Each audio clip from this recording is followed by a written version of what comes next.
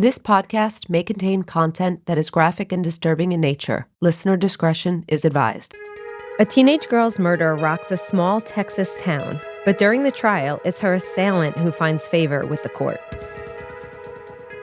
This is the Betty Williams story.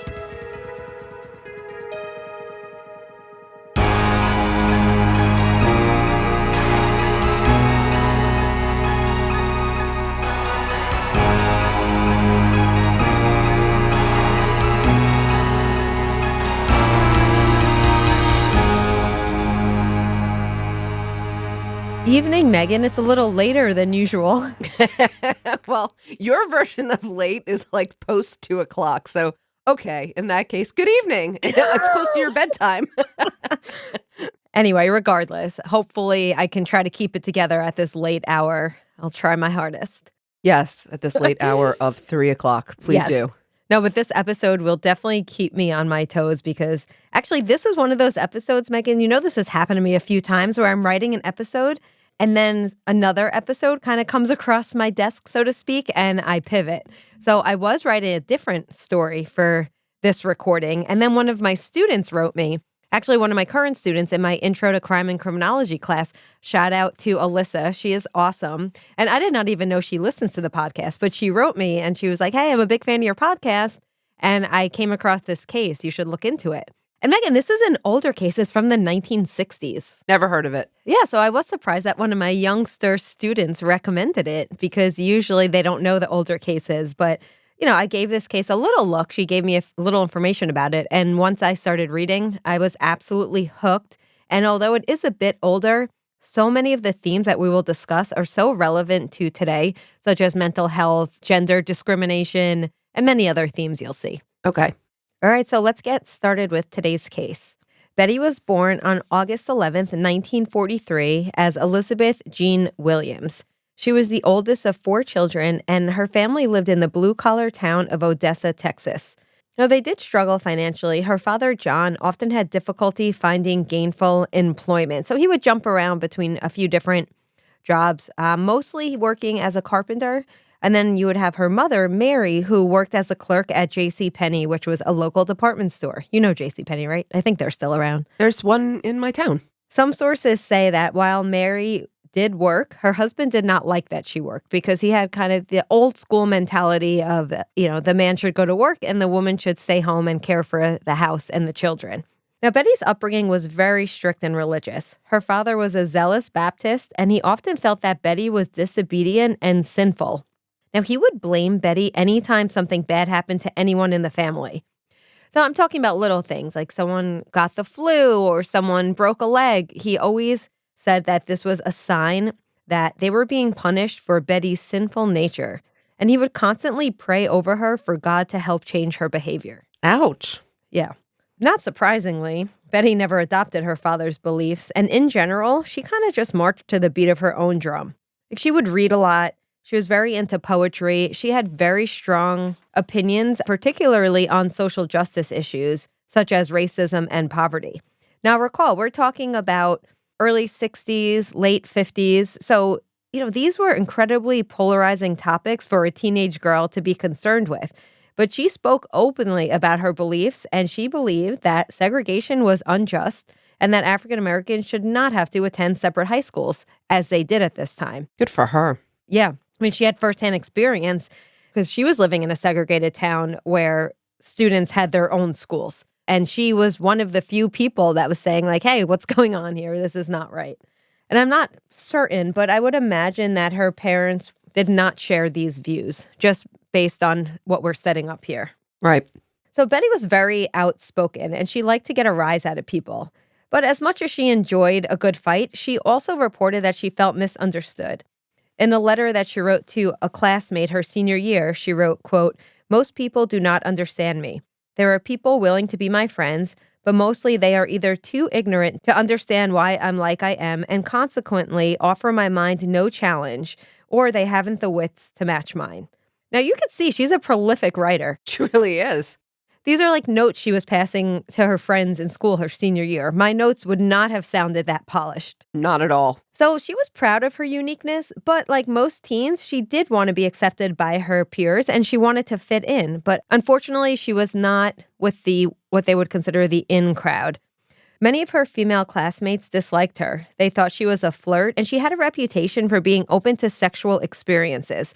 She would often sneak out of her house at night to hang out at the local drive-in theater where she would secretly hook up with boys from town, many of whom had girlfriends. So word would get around, and she was developing this reputation.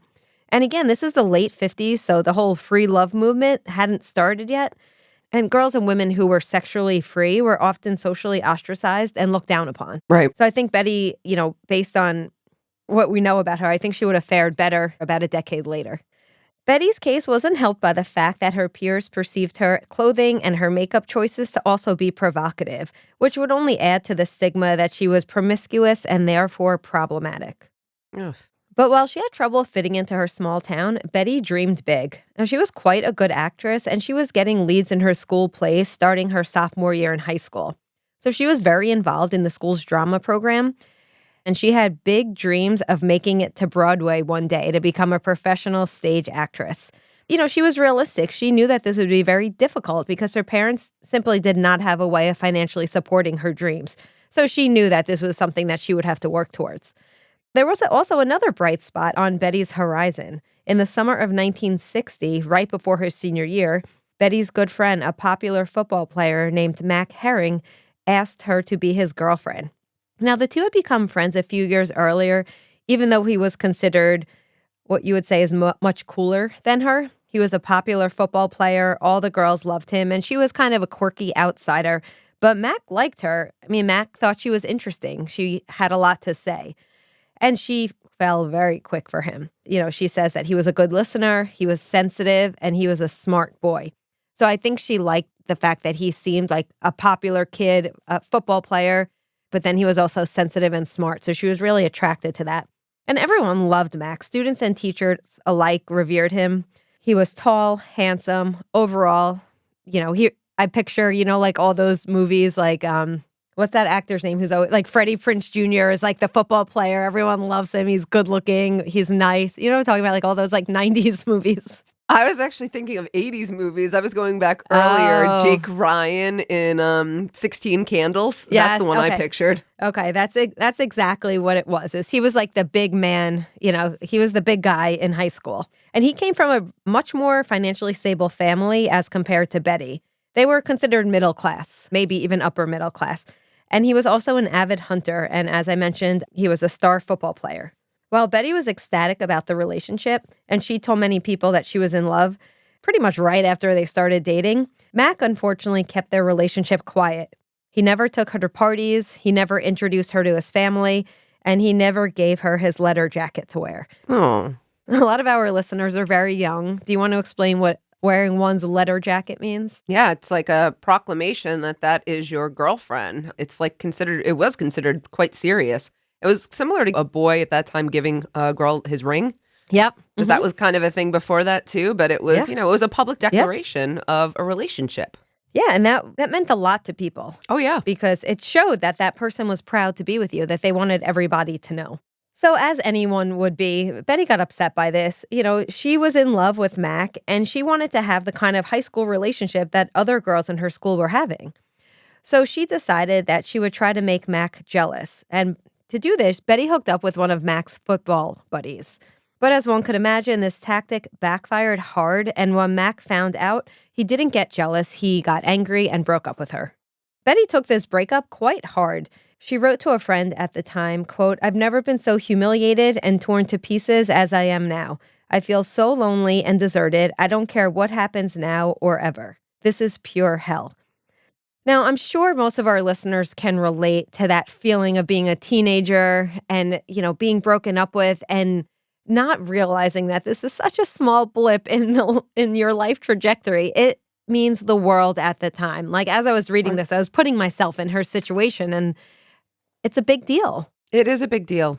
And you wish you could tell your younger self now that it won't be, but of course, I understand the seriousness of it and went through it myself. After being dumped by Mac, Betty began having trouble with other students as well. Now, remember I said she was already kind of on the outs with students. They felt that she was promiscuous. Well, word had gotten around about the hookup she'd had with Mac's friend, as well as other experiences that she was having at the drive-in theater. But now it's escalating a bit. Her classmates began saying degrading comments to her in the hallways and, kind of started harassing her. And behavior like this was pretty much commonplace at the time. Today this would be considered unacceptable, right? Bullying is not tolerated today like it once was. Even growing up, there was, I saw bullying all the time in my high school. I don't think you see that the way you saw it then. So I could imagine in the early 60s, no one was thinking about the kind of effects bullying would have on individuals. Right. I agree. To add insult to injury, the school's new drama teacher demoted Betty from acting in the next play to a position as stage manager. Now, she cited that she didn't think Betty had much promise. Now, this is crushing because that was Betty's career path.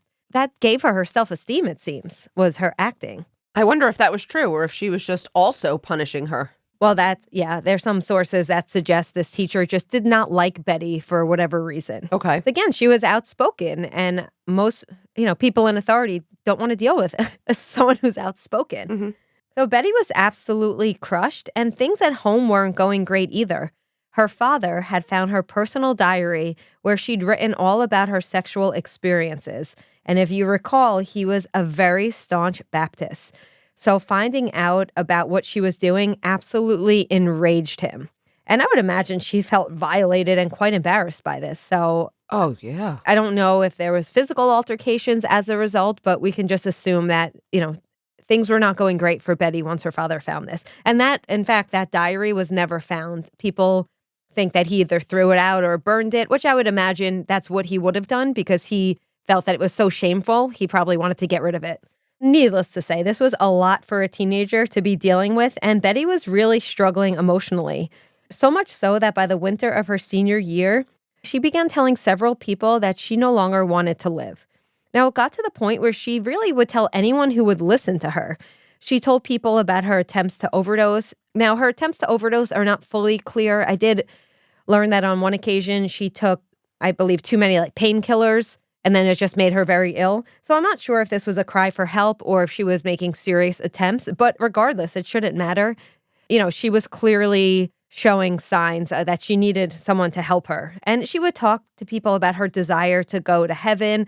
And unfortunately, Meghan, no one took her seriously because Betty often said outrageous things to get a rise out of people. And many just thought she was acting out to get attention. Kind of just attributing, oh, there goes Betty again. Yeah, well, these mental health, in the 1960s was not taken as seriously as it's taken today. Sometimes I forget that we've come such a long way in certain areas because we look at certain areas like our criminal justice system and think how are we still where we are? But there are some areas that luckily, I would hope that today, that most children in high school, if they had a friend who was threatening to harm themselves, I think most know to go for help at this point. Yeah, I think so. Even after she asked several people to assist her, she had told them that she couldn't bring herself to do it herself. Nobody believed her. So she was pretty much begging people to help her, but everyone kept kind of shooting it down. A few people even laughed, saying, that they just thought it was a joke. However, there was one person who took her plea for help seriously. On the morning of March 22nd, 1961, Betty's mother went to wake her up for school. But she found the door locked, which was odd because Betty didn't usually lock her bedroom door. Her mother was able to gain entry eventually. However, Betty was not in her room. Her parents immediately called the police, terribly worried about where Betty had gone. Everything had seemed to be normal the night before. Betty had come home from play rehearsal and spoke with her mother for a bit before retiring for the night. So where could she have gone? I mean, it's possible that they suspected that she ran away. That whole situation with her father had just happened, so I would imagine there was embarrassment or anger from what had transpired with her father and the diary, not long before this. Or fear, though. Yeah, but, this is all speculation. We have no idea what her parents were thinking. Maybe they really were concerned that something had happened to her. Regardless, an investigation started. The first thing the police did is they began questioning students at the high school, students who knew Betty, and started asking questions to try to figure out where she may be. Now, investigators learned that her friend, some sources say boyfriend, but I believe this was more a friend. Her friend Ike had drove her home the previous evening from play practice. Of course, the police then questioned Ike. Now, Ike explained that he dropped Betty off at home at 10 o'clock p.m., but at her request, he came back at 10:30 to pick her up. This is when she would sneak out of her house. This was not atypical for Betty. She would often sneak out after her parents went to sleep. Off her bedroom, there was a back door in her home, and it led to an alleyway. So it was very easy for her to kind of sneak out when her parents thought she was sleeping. According to Ike, he picked her up at 10:30. They were hanging out in the alleyway when Betty's ex-boyfriend Mac drove up. Now, Ike says that at this point, Betty said to him, "Oh my God, I didn't think he would come." She then explained to Ike that Mac had promised to kill her. Now, Ike didn't believe her. He told the cops that he assumed this was a joke and that she was just saying outlandish things. But as she exited his car to get into Mac's car, she said to Ike, "I've got to call his bluff, even if he kills me." Why is Mac threatening to kill her? Yeah, good question, Meghan. Stick with me. We'll get there. Okay. Now, this, of course, sounded bizarre to the police, but they needed to talk to Mac to clear this all up. Maybe he at least knew where Betty was. You know, everyone's talking now. People are assuming that she left on her own accord because she was dating an older man, so her classmates suspected that she was just likely with him. I don't think anyone suspected anything sinister. But when police questioned Mac, he told officers that he and Betty hung out for a while, and then he says he drove her home around midnight, and he said he hadn't seen her since. Cops were a little bit suspicious of his story because things weren't adding up. Now, just minor things. For one, he said he dropped Betty off at her front door, but by now they knew that she often used the back door, especially when she was sneaking in and out. They thought it was strange that if Betty was going to be sneaking out at night, why would she go back in the front door? Also, he mentioned that she was in her pajamas. So they were curious, why would Mac leave her alone in her pajamas and then drive off? Because according to Mac, he kind of left her by the front door. She was about to go in and he left. So they kind of started pushing him a little more. There was an interrogation that lasted about 45 minutes, and Mac eventually cracked under the pressure. And a different and shocking story started to emerge. Now Mac explained that Betty had begged him to kill her, and that, quote unquote, all he had done was carry out her wishes. And he said he did so with a 12-gauge shotgun that Betty herself positioned against her temple before he pulled the trigger. Whoa, this is quite a revelation. Officers didn't believe this story. I mean, would you? It kind of seems so outlandish. And even more so because Mac was so calm. When he was delivering this story, he was saying it almost matter-of-factly. So investigators really started to believe that he was just making this whole thing up. It wasn't until Mac accompanied them to a desolate dirt road about 25 miles away, telling them to stop at one point, that they realized that he may actually be telling the truth. At the stop he indicated, Mac pointed out footprints in the dirt that he claimed belonged to him and Betty. He then led them to a small pond where blood splatter and human matter was visible on the ground. Mac told police that this was where he shot Betty. He says he then tied weights to her body and put her in the water. But again, making sure to let them know that this was all done at her request. And just in case the officers were still unsure if he was making this up, Mac stripped down to his underwear and entered the 4-feet-high murky water. He went under and retrieved an object that seemed pretty heavy and then dragged it to the shore.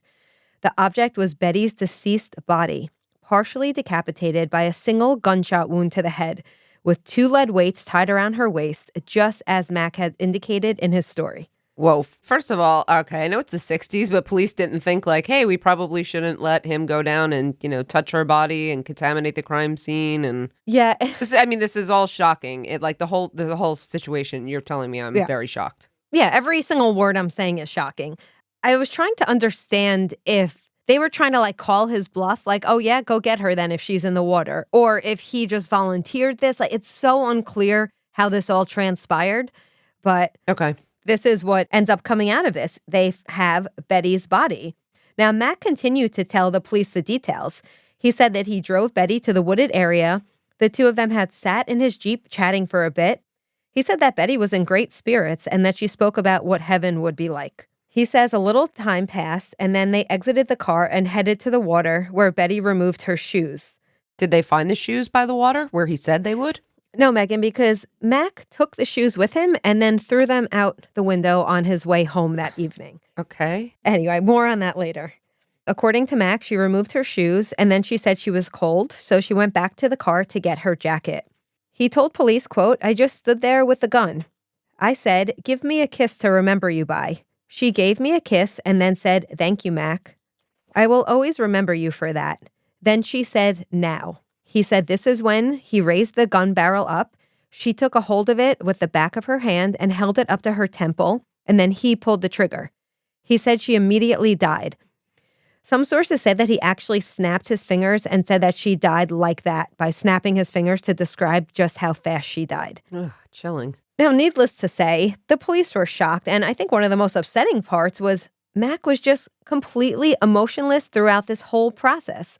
In fact, when asked if he thought he would get caught, he replied, "Not this quick."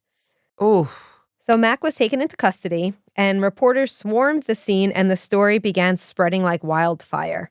Now, based on Mac's testimony that he had asked Betty for a kiss to remember him by, the media dubbed Betty's murder the, quote, "kiss and kill murder." We talked about this in previous episodes. I absolutely despise when the media gives names to these crimes. If you recall, we covered the Savopoulos and Figueroa murder on our Patreon feed, and everyone refers to that as the DC Mansion murders. We shouldn't be referring to these people as monikers. And even now, if you look up this case, you'll see a lot of coverage is still labeling it the kiss and kill murder. The townspeople were utterly shocked by Mac's arrest, mostly because they couldn't believe that Mac could ever hurt anyone.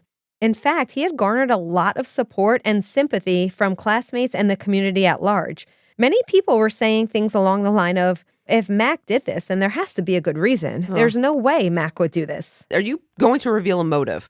Kind of. Okay, good, because I'm very curious myself here.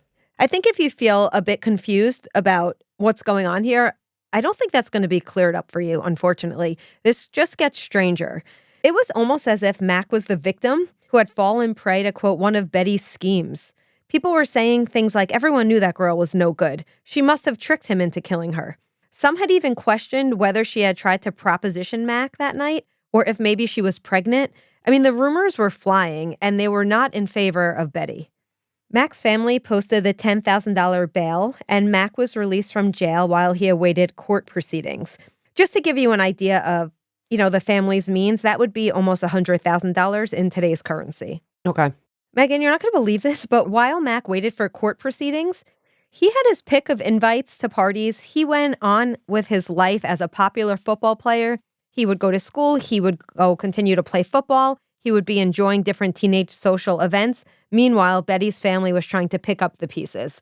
And I hadn't read any reports, but I can't imagine that this didn't devastate them. Their daughter's murderer going on with life as if nothing happened. The trial against Mac began on February 20th, 1962. Now, you would think that he would take a plea given that he confessed, but he didn't.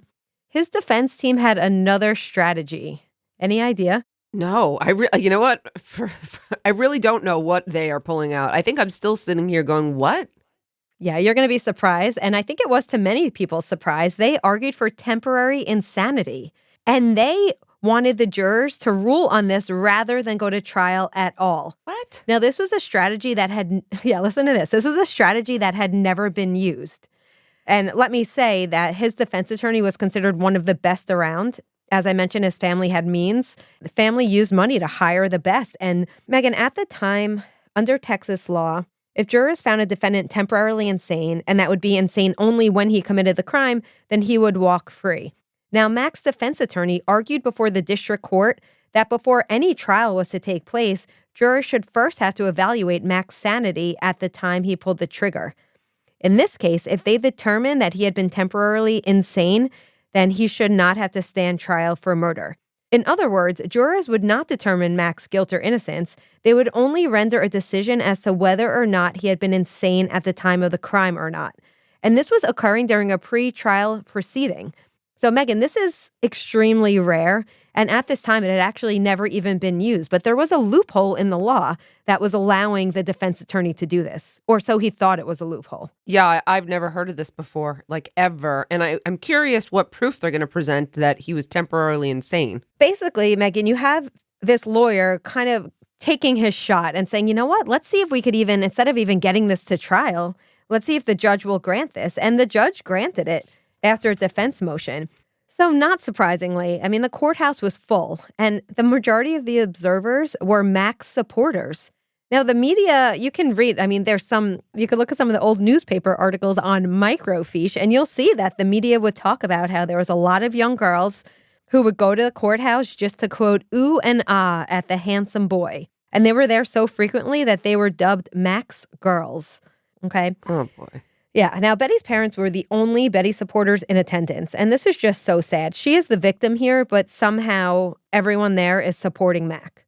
She didn't have any other friends or did she have siblings? She did. She had 3 siblings, but I don't know if the parents just kept them away from this or what, but the media doesn't really mention the siblings being in attendance. Right. Again, doesn't mean they weren't there, but I'm not sure. And I don't know what their ages were either, but I do find that very sad that no one was there to support her, even a friend, a teacher. Yeah. I don't know. That's sad. But again, we weren't there. This is what the media is telling us. So maybe they were just focusing on Mac and not her. So they were just trying to make a big story about the fact that Betty had no supporters there. So who knows what really was going on. Okay. As I mentioned, this was a very strong defense attorney. Now, the prosecutor was only 24 years old, and he had never tried a serious crime before.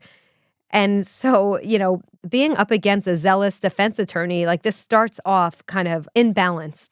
Now, get this, Meghan. Mac's defense attorney actually said that he thought they would prevail since, quote, insanity is the only possible explanation for this tragedy. So, in other words, he's just saying there's no reason to think this nice boy would have done anything, so he must have been insane. Well, that's one way. That's one argument.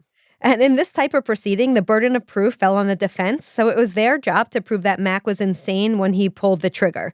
So this is a little bit different than normal trial proceedings where the burden of proof is on the prosecutor.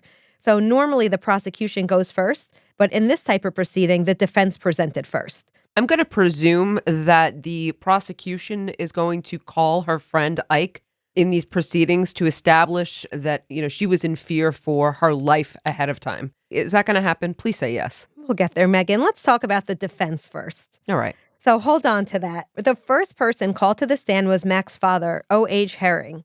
He told the jury that on the day of his son's arrest, Mac had handed him a letter that Betty had written, which he believed proved that Betty was the only one who could be blamed for her death, stating, "You might say she has become a witness for the defense." Now, if that's not disrespectful and disgusting, I don't know what is. So the letter essentially said, this is not Mac's fault and he should not be held accountable. Now, I don't know if this letter was real or not. They did have a handwriting expert for the defense who authenticated the letter, saying it was in fact written by Betty. I'm not sure if the prosecution refuted this, but I also don't think it's relevant.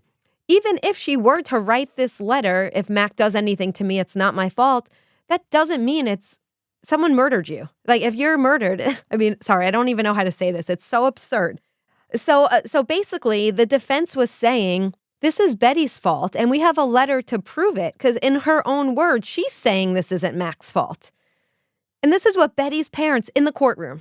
And they had to sit there. What a double victimization. This story is very frustrating. I hope it gets there's some point at which this is going to turn around. No, it gets more frustrating. Sorry. Ugh.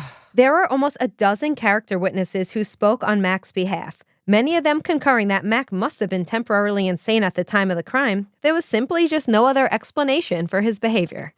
Right. There could be no other motive, right? There could be no other reason why this seemingly sweet, popular guy would harm someone. And a few students also testified for the defense, saying that Betty had asked them to kill her.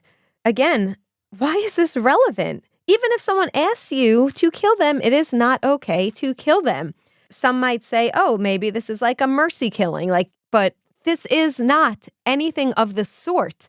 Even if you argued it was assisted suicide wasn't legal. So, exactly. Right? There's still no argument for this. Yeah. So you're absolutely right. Let me just quickly talk a little bit about the difference between euthanasia and assisted suicide, just because there's a small distinction. But you're right. Even if any of these more contemporary laws were on the books, it still wouldn't even fall under them. So euthanasia is when you actively take steps to assist the ending of one's life. It's like if a doctor causes the death of someone when they wanted to die. Not okay. That's euthanasia. That's known as a mercy killing. That's Dr. Kevorkian. Yep. But then there's assisted suicide, which is actually now legal in 10 jurisdictions. Have you heard of like death with dignity? There's these new laws now. You'll see them in like Yes. Oregon, Washington, Colorado. We have it in New Jersey. We have some version of it also. This is when a doctor assists an individual if requested. So it's helping somebody end their own life. And of course, this is somebody who is suffering from an incurable, painful disease in which there's no other option. Right. So clearly, there's nothing in this case that's even remotely fits into any of those baskets. So Meghan, I'm not going to get into it too much because another case that I'm currently writing right now has to do with assisted suicide, and I'll be exploring a lot of these issues in that episode. Okay. So many say that the most compelling testimony came from a psychiatrist who had examined Mac 3 days after the murder. And he said that Mac was, quote, dethroned of his reasoning by Betty's pleadings and had been temporarily insane when he put the shotgun to her head. Quote, he became so mixed up and so sick that he felt that pulling the trigger was what he should do for her. He was deprived of the power of applying logic. And he says, however, though, the effects of this gross stress reaction were temporary. He can be trusted to lead a normal life. So the defense found a psychiatrist that said he was insane for that small window of time, but he's okay now. He's not going to harm anyone if we let him go. Right. I mean, you can always find an expert to support your point of view, too. We've talked about that in previous episodes. And I just want to remind everyone where we're situated here. You know, it's 1961, a segregated Texas small town where, you know, girls having sex is seen as a massive character flaw. Mac was this, you know, white, handsome star football player. And no one really gave much care to mental health or issues surrounding bullying. So we'll talk a little bit more about this in the discussion, but I just want to keep reminding listeners, you know, it's a long time ago from now. Regardless, this is infuriating. Now, the prosecution did not present a strong case. And again, I think it's absurd that they even had to present a case at all. All of the evidence points to premeditated murder, and to me, that's case closed. The prosecution tried to show that Mac was jealous because Betty had hooked up with one of his friends. But Meghan, this backfired because on the stand, this friend said that Mac wasn't mad at all. And, you know, the two of them didn't even argue over her. And he said, actually, I didn't even do anything with Betty. Everything's turned on its head now. That blows motive out of the water, too, a little bit. I mean, Yep. The prosecution's not doing well here. Okay. Then, in a shocking move, the defense called Mac to the stand. You know, we know that that's rare, but even more unheard of, they didn't even do a direct examination. They went straight to the prosecution cross. Let me just say this again. The defense called their client as a witness to defend himself. They didn't ask him any questions, threw him straight to the prosecution. Wait. They defend. How can the defense can't call? What, they have to ask him something? Would they ask him his name or something? I mean, Yep, they rested. They just pretty much, maybe you're right. As a formality, they probably asked him his name and then rested. right. So in his cross-examination, the prosecution pressed Mac to explain at what moment exactly had he decided to kill Betty. His response was, quote, I don't know. I can't remember. I can't explain. He said he had difficulty understanding it all himself. He says, I have stayed awake at night trying to think so I could explain it to other people. Sometimes now I think it was a dream. Sometimes I think it was real. Sometimes I think I am watching someone else. That sounds like a classic textbook thing you would read about what temporary insanity might, you know, what people might envision. Exactly. He continued by stating that Betty had talked about heaven a lot and made it appear that heaven was a place you could reach out and touch. He explained that on the night he killed her, he had believed he was doing the right thing. And he told the jury, I know that everything about it was wrong. So this is confusing to me because he's saying at the time he thought it was right, but he's also claiming he was insane at the time, so he didn't know the difference between right and wrong. So it's a big contradiction. It confuses me. Sorry. If you're saying you were insane at the time, you're saying you didn't know the difference between right and wrong, correct? Well, not necessarily, because remember, insanity could also mean you know the difference between right and wrong, but you can't conform your behavior. So it doesn't mean that. That's why I think I was confused. Okay. You might have been able to understand, you know, right from wrong, but couldn't control it. Yeah. Okay, fair enough. But it still sounds like a contradiction to me. I understand your explanation makes sense. Yeah. But after 11 hours of deliberation, the jury determined that Mac had, in fact, been temporarily insane on the night of the murder. You know what? This is a finding because they didn't like her and they liked him. This is not a finding that seems like it has much to do with the facts of the case. Now, the state appealed the verdict to the Texas Supreme Court. At first, it took me a little while to understand why the state could appeal a verdict, but it's not that they were appealing the not guilty verdicts. They can't just disagree with a jury. They were appealing on the grounds that the judge did not have the authority to grant a hearing that only evaluated Mac's sanity at the time of the crime. Right. In other words, the judge's job is to evaluate Mac's competency to stand trial, and whether or not he was insane at the time of the murder is a totally separate matter. So just for people that might be confused by this, because I myself was confused by this, essentially what happened was the judge in the pretrial proceedings said that it was okay for the jury to rule on competency, but in fact, that's not the jury's job. The jury's job is to determine whether or not Mac was insane at the time of the murder, and that is a separate matter than competency to stand trial. So on June 27th, 1962, the court sided with the prosecution and they vacated the judgment and they ordered a new trial. This is great news. I'm like shouting inside. Yes, okay. I'm eager to see what happens, but this is good. Obviously, they found, this was totally inappropriate. So, and this is a real trial now. This is not just a pre-trial proceeding, and Mac's facing the death penalty here. Ooh, okay. Got it. And there was intense publicity. So the second trial was moved. It was moved nearly 600 miles away. Okay. To another part of Texas, but I really don't think it mattered. I mean, the media had trailed this case all over the state, and everybody knew about it. Right. So is the narrative the same at this trial? Like, is anything different in trial two in terms of the narrative? That's a good question. So the defense kept their narrative from the first trial, and the prosecutor, unfortunately, they failed to establish a motive yet again. So in this trial, shockingly, the jury sided with the defense. Yet again. Mac found not guilty by reason of insanity. And might I just mention, there were only 2 women on the jury. Right. Okay. Yep. That makes sense. I mean, I'm glad I got a second trial. I think the problem that we've talked about before is even though the prosecutor doesn't need a motive, people want to know why would why would an otherwise seemingly normal guy have done this? And without that, they can't connect it. I don't know why the prosecution didn't dig in a little more. We'll talk about this when we talk about theories, but okay. It seems as if, they couldn't establish this jealousy motive and they just kind of stopped looking, it seemed. Yeah. Again, we only know what we know from the materials we have. So I don't know what the prosecution was working with, but, once again, the media, they seem to paint Mac, not Betty, as the victim. And overall, the community supported Mac. And nobody saw Betty as a victim of murder. I mean, for example, like one of the headlines I saw on the Microfiche newspaper said, "Blast of shotgun kills Odessa girl." No, Odessa girl was murdered. It's just, if you look at the language that the media used, it was just so clear that she was not being seen as a murder victim. This is such a tragedy all around. It really is. I mean, the community was supportive of Max, so much so that he stayed in the same town after the trial, and he also attended a college nearby. And after he graduated high school, he stayed in Odessa. And in fact, I don't believe he ever left the town. You're kidding me. And how many cases can you have someone who was put on trial for a potential murder that can still stay in that town and not be faced with any scrutiny? He thrived, it seemed. So you're saying he had a good life afterwards? So, he did stay in the town. He went on to live a quiet life. There was no known trouble with the law.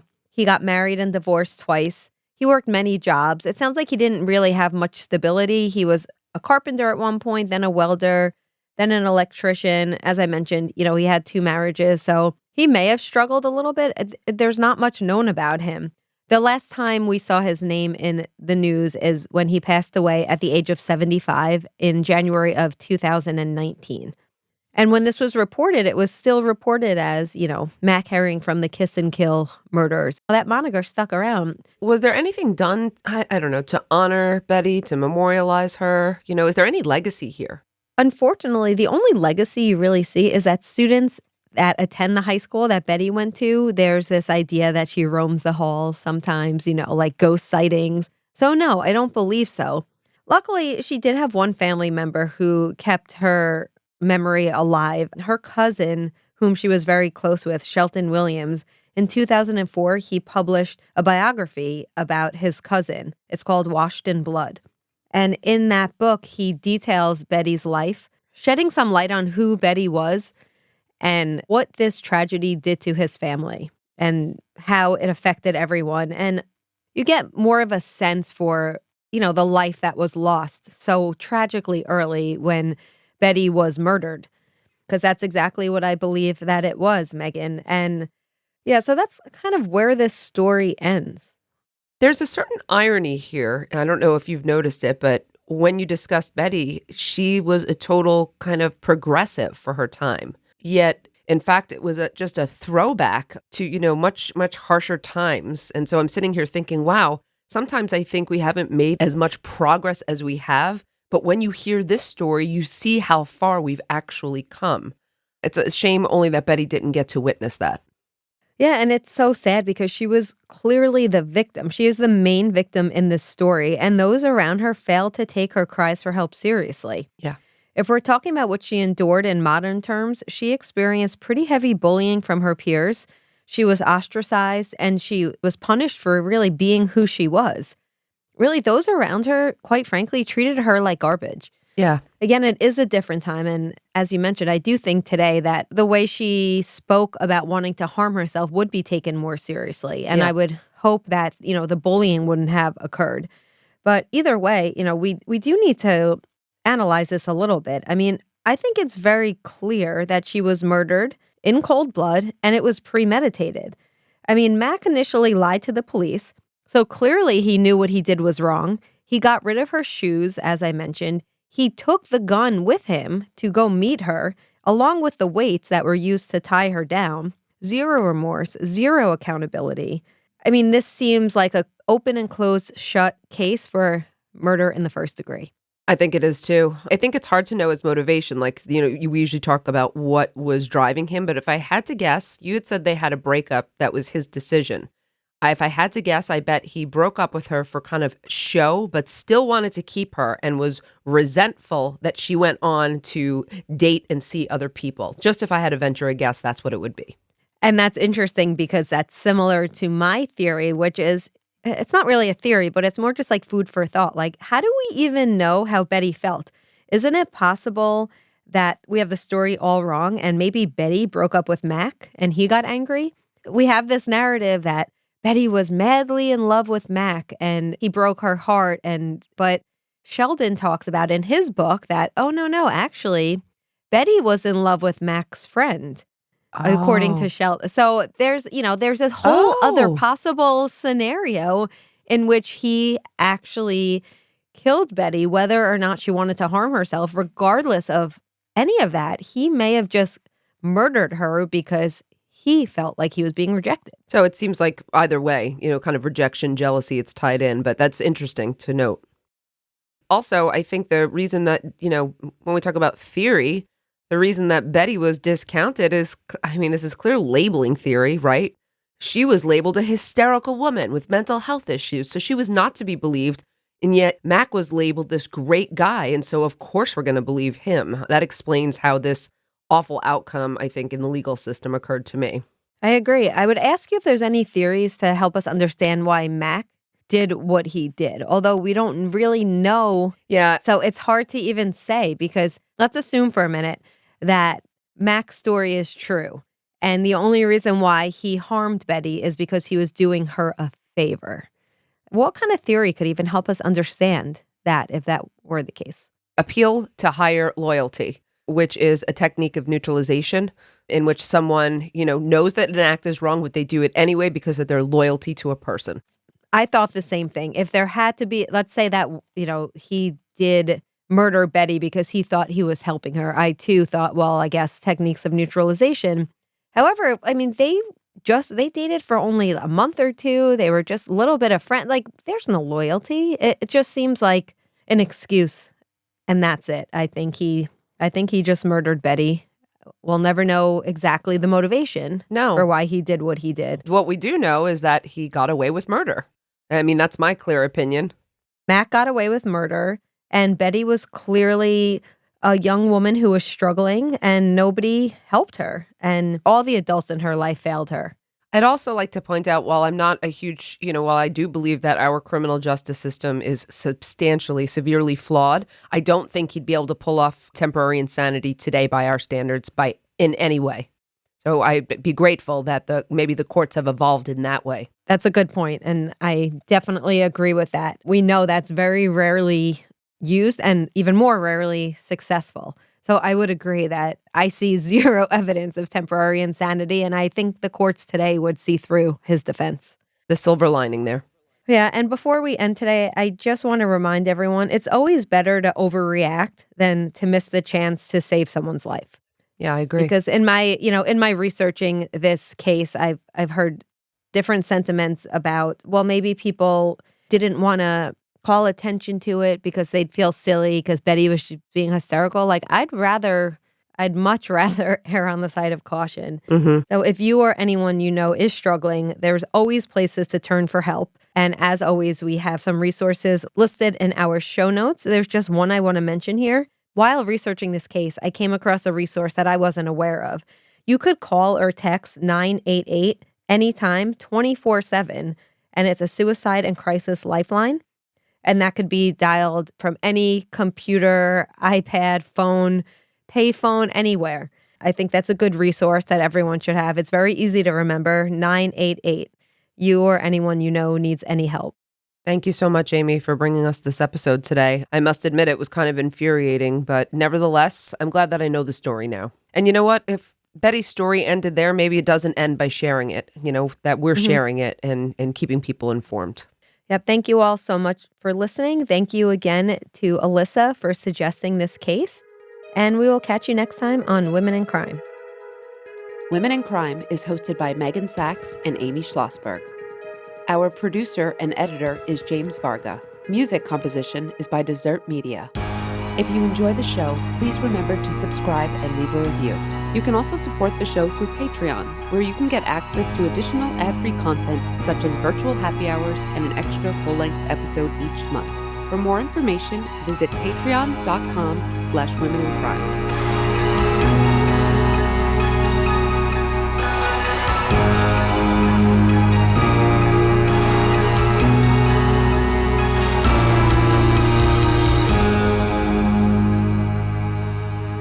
Sources for today include Medium, Texas Monthly, New York Daily News, San Antonio Express, and State vs. Olsen.